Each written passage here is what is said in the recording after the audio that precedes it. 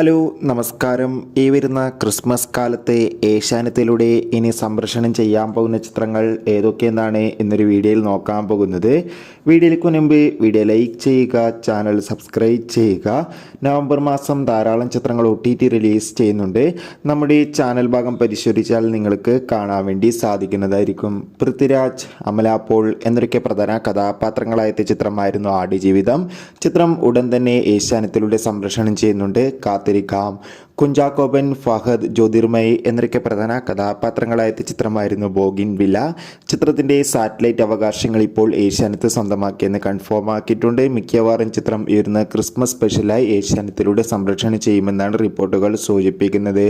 അടുത്തൊരു ചിത്രമാണ് ആഷിർ, കോട്ടയം നസീർ എന്നൊക്കെ പ്രധാന കഥാപാത്രങ്ങളായ ചിത്രമായിരുന്നു വാഴ.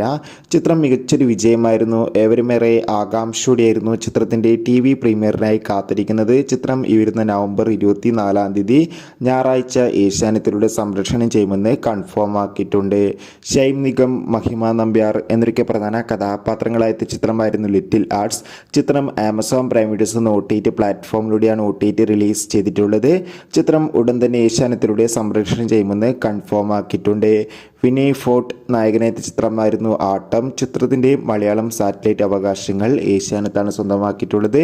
ചിത്രം ഏഷ്യാനെറ്റിലൂടെ വരുന്ന ക്രിസ്മസ് സ്പെഷ്യലായി സംപ്രേഷണം ചെയ്യുമെന്നാണ് റിപ്പോർട്ടുകൾ സൂചിപ്പിക്കുന്നത്. കിൽ എന്ന ഹിന്ദി ചിത്രത്തിന്റെ മലയാളം ഡബ്ഡ് വെർഷനും ലവർ എന്ന തമിഴ് ചിത്രത്തിന്റെ മലയാളം ഡബ്ഡ് വെർഷനും ഉടൻ തന്നെ നമുക്ക് ഏഷ്യാനെറ്റിലൂടെ കാണാൻ വേണ്ടി സാധിക്കുന്നതായിരിക്കും. ആസിഫ് അലി, വിജയ് രാഘവൻ, ജഗദീഷ്, അപർണ ബാലമുരളി, അശോകൻ എന്നൊക്കെ പ്രധാന കഥാപാത്രങ്ങളായ ചിത്രമായിരുന്നു കിഷ്കിന്ധകാണ്ഡം. ചിത്രം ഈ വരുന്ന നവംബർ 19 Disney+ ഹോട്ട്സ്റ്റാറിലൂടെ OTT റിലീസ് ചെയ്യുമെന്ന് കൺഫേം ആക്കിയിട്ടുണ്ട്. ചിത്രത്തിന്റെ സാറ്റലൈറ്റ് അവകാശങ്ങൾ ഇപ്പോൾ ഏഷ്യാനെറ്റ് സ്വന്തമാക്കിയെന്ന് ഒഫീഷ്യലായി കൺഫേം ആക്കിയിട്ടുണ്ട്. കിഷ്കിന്ധകാണ്ഡം എന്ന ചിത്രം ഉടൻ തന്നെ ഏഷ്യാനെറ്റിലൂടെ സംപ്രേഷണം ചെയ്യുമെന്നാണ് റിപ്പോർട്ടുകൾ സൂചിപ്പിക്കുന്നത്. കാത്തിരിക്കാം കൂടുതൽ അപ്ഡേഷൻ അറിയാൻ വേണ്ടി.